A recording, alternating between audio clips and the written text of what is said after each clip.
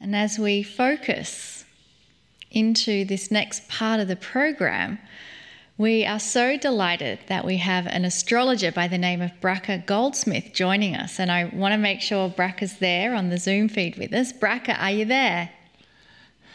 I'm here.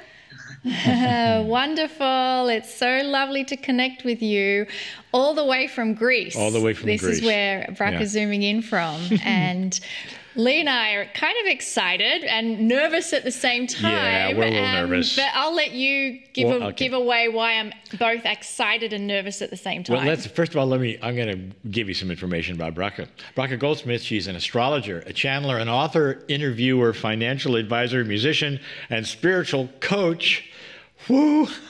And listen to this one. Been practicing astrology for over 40 years. Now, right away, this got my attention because I know she would have had to have been 6 when she started. So already, right away, we've got a miracle. But beyond that miracle, I wanted her and ask her, please take a peek at the charts of Monika and I together, do a together chart to see what might be there. So perhaps she has some information about those charts, which may be of interest to you. It is to me and Monika, but we didn't ask her in advance. We wouldn't let her tell us. So you and I all here on this program will hear it at the same time. So hopefully it's good news, everyone. Now, over 6 years ago, she began channeling the Pleiadians, a group of loving, joyous beings who share meaningful and uplifting messages. Well, she probably doesn't know that our entire new Chrysalis Academy is all about the Pleiadians and their beautiful teachings. So we're very on board with all of this. She also channels her energy into creating the most beautiful paintings that are healing and soothing for the body and soul. So in addition to everything else and all of that, are you ready? She is a qualified financial advisor, MBA and more, and she brings all of this, including everything I said, all that expertise in business, money, and finance, all of that into her work. Bracha, amazing. Welcome to the show. Thank you, Lee. Thank you, Monika. It's an absolute pleasure to be with you both today. Thank you. So how did all of this begin? So financial advisor, and then you are moving into astrology for 40 years, and now you're channeling and painting. How did all that unfold? Largely in a very unplanned way. Yes, you have your own plans and you think life is going to work out in a linear fashion, and it never does, or that's not been my experience. So I had always had a passion for astrology. It was always something that fascinated me because you could learn so much about a person just with 3 tiny bits of information, the date, the time, and the place of birth.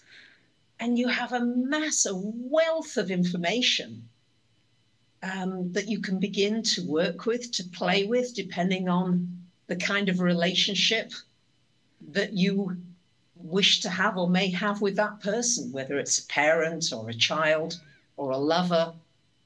And Lee, you very much, the way you introduced me, thank you for the introduction. You've got that beautiful silver tongue with your lovely Aquarian sun, really strong in your chart. So you're really adept with words and using words in a very creative way. You've sort of let me loose here, and once you let me loose with astrology, you might not be able to stop me. So well, we don't want to stop you. You have full permission. I'm interested in the whole astrology thing for you doesn't seem to be commensurate with an MBA in business finance. When did that leap occur?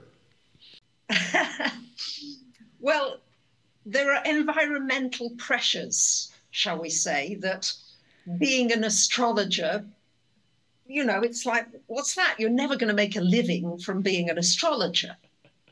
So I was always trying my best to do more serious work. Yes, so I did the MBA, the finance, all those things, which I have to say I enjoyed at the time. But always the theme running through everything was the stars and the signs and the aspects and the transits and the cycles and all these things. I felt like they're so integral to our world, both personally and globally, it just kept coming back. So I ended up doing financial astrology.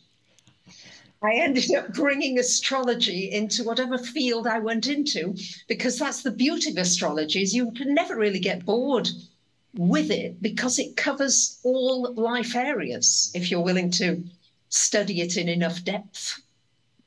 Well, we'll turn you loose with us. Tell us about what you think is going on here. I've got this beautiful partner. We're doing these things together, and I'm ready to let you just talk about it. Just amazing, really. When I looked at your charts, it was like fireworks just went off. I don't know if that was how you experienced meeting or being together, or the connection between the two of you, but it felt really fiery. It felt very profound. It feels as though when I look at your charts, you've known one another forever. You've got the sun. Lee has the sun in Aquarius.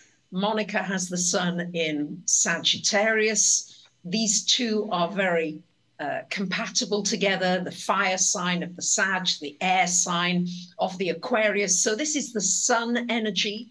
So you very much shine in this very sparkly way. Yes, you've both got a certain sparkle to you. And at the same time, what we always look at astrologically is, where's that moon? Because the moon tells us emotionally what's important. And when you get the moon in the same sign in a relationship, then you're talking business. Then you're talking, this is great.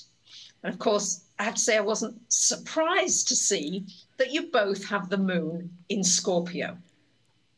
So the moon being in Scorpio together, same sign, and you, Monika, have a lot of Scorpio in your chart. I don't know how well you know your chart. Do you know your chart pretty well, Monika?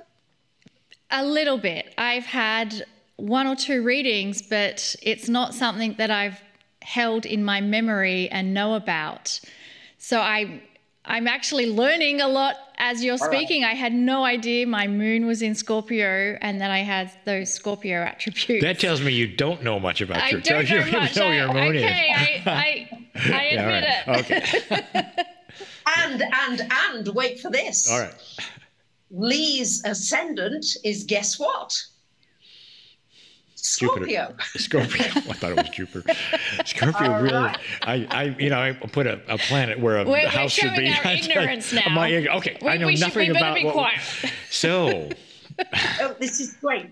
So you've got, it's like simmering beneath the surface is all this wealth of information, of knowledge, of delving into so many different areas. It's like you want to dive deep and you're not frightened to keep diving, and you'll keep going and you'll keep going. And it's like it's never going to be enough, because there's always going to be something else to be discovered. And you've both got this attribute. Now, you love learning. You both love learning. Yes, you've got these third house planets. I mean, Monika's got third house planets to the yazoo. So you love to learn. You love to find out new things. You want to connect with people. There's this deep desire to connect on a very deep level. And so you have this tremendously deep connection between the two of you that is, I would say, fathomless. And you keep finding out more about one another every day. Would this be true? I think it's very accurate. Yes, yeah. That's why we're on the 200-year plan. Yeah. we want to live as long as we possibly can, because we just feel that we're in such extraordinary times on the planet, and there is such an amazing shift unfolding, and people are awakening. I'm sure you experienced that in your work, Bracha. Tell us. Yes. Well, I don't want to end the... I haven't finished with you yet. No. Yeah, actually. okay. But when you do, No. I mean, I'd love to hear. So also, Your and she was aspects. right, because, and we've talked about this on the air in other places, that when I first saw her, there was something, it did, Yeah. indeed, something went off. I said, I have to know her. I don't know how I'm going to do it, because it's a bit inappropriate for me to walk up and say, I should know you. You know, so there was a little bit, but I wouldn't let it go. So you're Yeah. absolutely right. There was a magnetic pull There was, between us. Totally. Yeah. Totally. And that is a forever bond. There's one thing about the scorpionic energy is that it's tremendously loyal. It doesn't give up. It's persistent. It's determined. It's going to get there no matter what.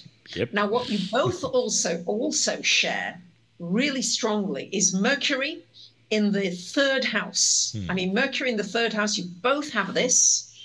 Along with Venus in the third house, you both have that. I mean, you have so many similar types of aspects. It's like, how can I say? It's like there's a resonance.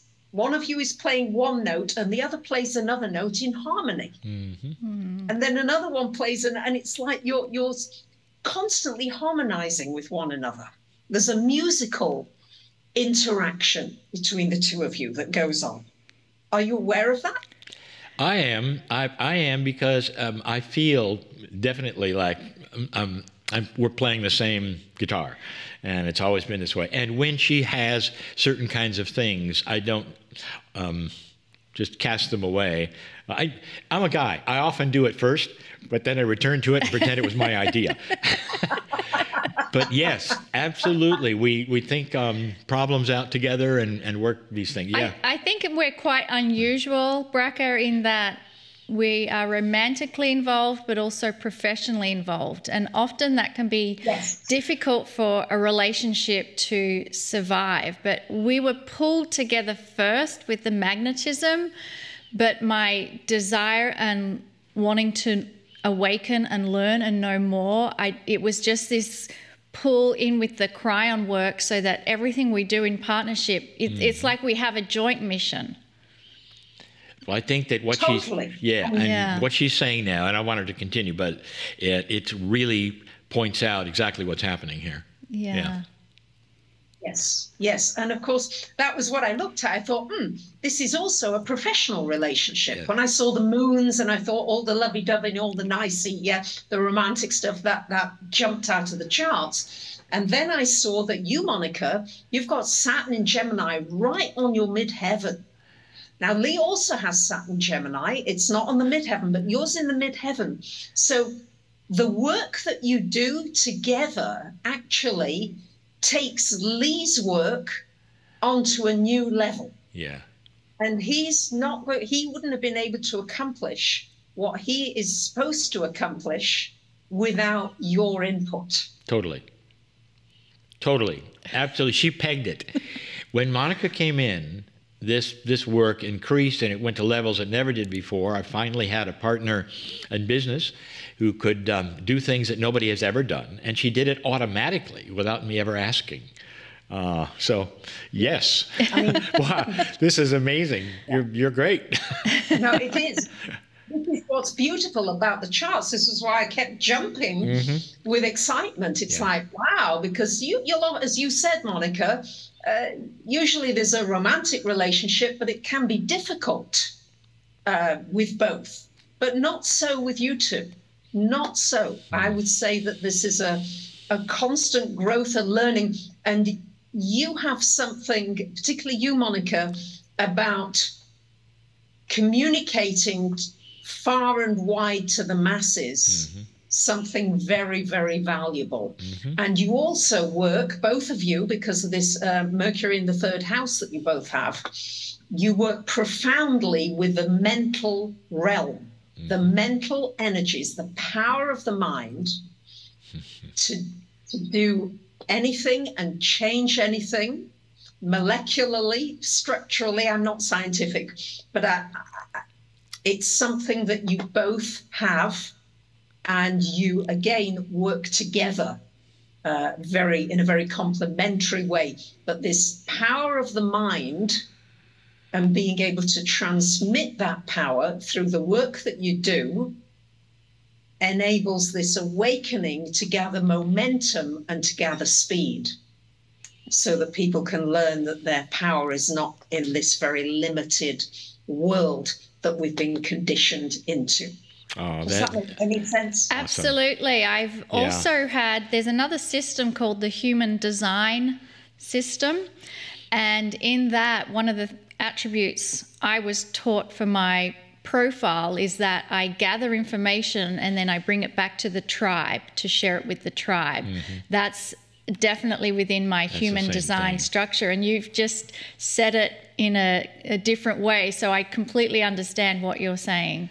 You know, folks, I want to say we've spent half the program on us, and that's not really what we normally do. No, but that's what people are interested in. Well, people are interested in you. This is your show, and they're getting to know you at a new level here. So I want everybody to see what she's done here in just a few minutes. She's pegged it. So the astrology that she has, I mean, the system, it doesn't happen by itself. It has to be studied and learned and all that. And this is what she does. So this is just amazing. So, thank you, Lee. But it speaks to me. You know, it's not really rocket science. It just talks. The astrology speaks, and it's like, okay, this is what I'm seeing. But there's, of course, a lot more that I could speak about. But I would say that, Monika, I mean, you have the most tremendous mind. Yeah. I mean, your mental abilities are off the scale. Yeah. I mean, Lee, we already know that, but I'm not sure that many people are aware of the tremendous abilities and talents and gifts that you have, Monika. It gets me in trouble because I have a very good memory, and as Lee has said, sometimes it's hard to live with a woman who remembers everything. But it's true. It's absolutely true, and my colleagues will tell you. This is the way of it. Yes. I try to pretend not to know how smart she is. But tell me, just in general, in astrology in general, is there anything in the charts that would specify health and well-being of somebody, or can you pick that up? You mean in your charts or more generally? No, just in general. Yeah, okay. Yeah. Just in general. Absolutely. Yes. I mean, I'm not a medical astrologer, Lee. That's a very specialized field, which involves a good 6 or 8 years of extra training, which I haven't done. But in terms of health, certainly there are transits that can affect health. So that's why it's always very valuable to know when, maybe, for example, you might have a Saturn transit coming over your ascendant. And that's often a wonderful time for really getting a grip and becoming much more self-disciplined about your health and your well-being. You might have been able to get away with things, but when Saturn comes along, it's time to get your house in order. And it can be a really wonderful thing. It just depends on how you decide to use the energies. And as far as I'm concerned, I'm always looking for the empowering, positive way to use whatever energies are coming our way, because there's always a positive route. So transits are very, very important. People think they know their chart, but unless they see it on a monthly basis, they don't know about those transits coming or going, I suppose. So well, Lee, there are shorter transits. Okay, there's these ones that sort of come and go, where you might be affected by a full moon because it hits an important planet. We've got a big full moon coming up. Well, there's a few big moons coming up all this year. It's a big year. And it's the longer transits, the transits of the slower moving planets like Saturn, Uranus, Neptune, Pluto. These are the ones that can have a profound effect. Let's say a Pluto transit in somebody's chart. This can last quite a few years and it can completely transform you. I was going through Pluto transits when I changed my name, for example. Yes, this was a transformational time. So Uranus transits, they bring often an awakening. They take you right out of your comfort zone. They may take you to another part of the world. They may take you into a completely new career, a surprise relationship. A Neptune transit may take you into a romance, a love, a higher feeling of compassion and love and an opening up of your heart. So it's a big area. I don't know how much detail you want to get into, Lee and Monika. Yeah. Well, I love how you said you get the energy, it's the information. It's like a GPS or a map telling you what's coming. And then you said you look at it for what you can get out of it positively. And I agree, because people say, oh, Mercury retrograde, we always blame computers crashing and travel interruptions, but it's a good time to revisit past projects. So there's always a positive aspect of what these transits bring and what the astrology brings. I love how no matter what astrology I peek into or listen to, there's an alignment with the messages of KRYON. In particular, this shift that we're going through right now and the coming years to evolve, where we're creating a new human. What in your astrology readings can you tell us about the shift we're going through and the years coming ahead? Well, largely we're getting a huge move towards the Aquarian energies. So Lee, of course, is very familiar with the Aquarian energies. And from March of this coming year, Pluto will go into Aquarius. That's a very, very big shift, where we're moving away from Pluto in Capricorn since 2008, where we had the global financial crisis, where we've had the Pluto in Capricorn, the United States Pluto return. It's going through this year, which is a huge transformation of the United States. How does it want to govern itself, the structures? We're moving away from the vertical type of structure, top-down, authoritative structure. We're moving more to the new human, the more horizontal, community, connected types of structures, which is very much this Pluto into Aquarius until 2044, which is our opportunity to create the new human. How are we going to use technology and biology?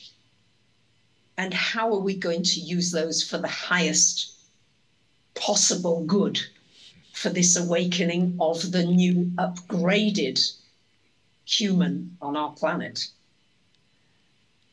Wow. Absolutely. I just a moment. I don't like to talk about myself. My first degree is in economics, and everything you said rings so true. The vertical is the old way. We're moving to a more horizontal, not government, but corporate.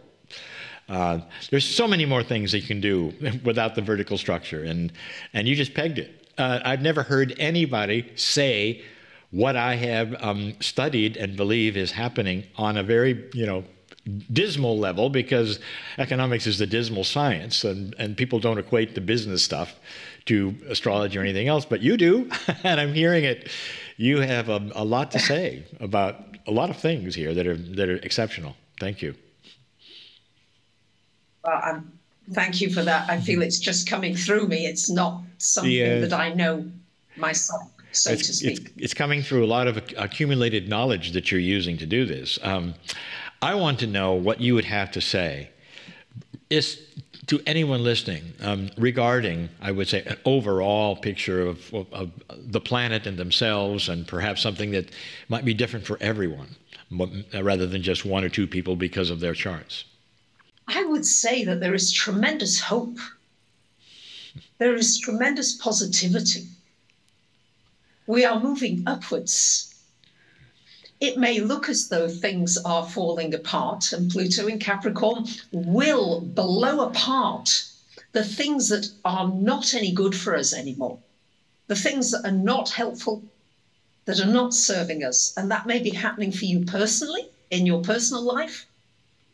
And welcome that, because something new is being birthed that is so much better, that is so much higher and so much easier than you can possibly imagine. And it's an opportunity to have a 360-degree view rather than this very blinkered type of limitation that many of us have been living through. So I would say that despite some of the difficulties and some of the things that we might have to learn and climb over, it's going to be a fascinating journey. Well, it is a fascinating journey.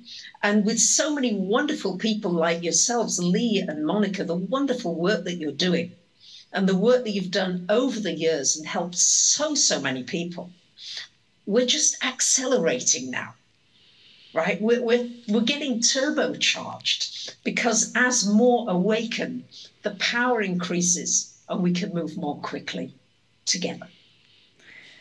Absolutely. I love that. And I also want to briefly touch on the Pleiadians that you are channeling. Yes. If there is any message that you want to share with us that's a theme or something that you feel the Pleiadian group wants to share with us, please do so now. Thank you. You have put me on the spot now. Yes. Okay. Didn't expect that. Okay. Are you asking me to channel something? Or you don't have to. You can tell us what you have channeled, what you know, and what that message in general might be from the Pleiadians instead of actual channeling. Well, their message is always one of love and one of joy. And that those are two words to just keep all the time in the front of your mind. And no matter what is happening in your world, love and joy will give you answers to the hardest possible questions. If something's broken down or somebody's driving you a little crazy, what would joy say right now? What would that message be? And you might find yourself just chuckling. And it'll distract you away from pulling you and sucking you into a quicksand. So you don't need to be sucked downwards anymore. Allow yourself to be pulled upwards. Just think of the energy going upwards. You're going up. That's our message. Could it get any better than that? It cannot get any better than that. It's love in total and alignment joy. with everything we teach. I love that you mentioned both, because we often talk about just what would love do, or we just talk about, well, let's get in joy, but putting them together, love and joy. And then I said she didn't have to channel it. She did. Yes, she did. If anybody picked that up, that was a transmission. Very sweet channeling, but right on the money. Love and joy. Couldn't get any better. So much wisdom, my dear, that you have. Thank you so much for everything you have given today. Now, Monika, you want to tell them where they can, people can find it? If you've enjoyed listening to the wisdom and knowledge and divine guidance from Bracha Goldsmith, her website is yourastrologysigns.com, and she also has many YouTube clips you can go and check out. Look at her website. So much on offer from this beautiful divine astrologer. Any last words, Bracha? I just want to say how grateful I am for this co-creation today with the two of you. Aww. You pulled out of me things that I didn't know were there. So thank you for that. Thank you, and thank you for the work you're doing. Oh, well, thank you. It's a joy and absolutely lovely to be with you. Well, we have loved every moment, and we are in joy. And we're going to actually move towards a 10-minute break, but I encourage you to write those words down, love and joy. Stick them on your bathroom mirror. Put them on your refrigerator. Whatever situation you have, what would love and joy do? Yeah, that's right. All right, we'll take a 10-minute break. We'll see you back here for the Circle of 12.